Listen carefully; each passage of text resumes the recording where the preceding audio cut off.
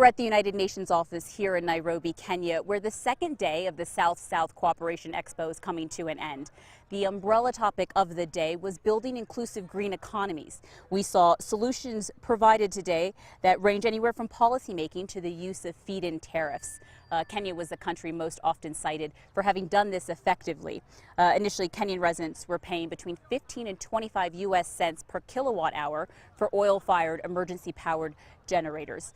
Through this effective use of feed-in tariffs, they now pay between 8 and 12 US cents for that same kilowatt per hour.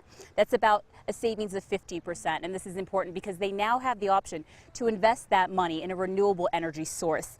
It's also important, especially for those economically disadvantaged whose livelihoods and security depend on the effective and efficient use of nature. Here's a perspective from today's expo. Basically, feed-in tariff stands for it's a price which is declared by the government as a price that will be available to any producer of green electricity from renewable energy. So it's a preset price. It's not a negotiated price after you've set up the investment.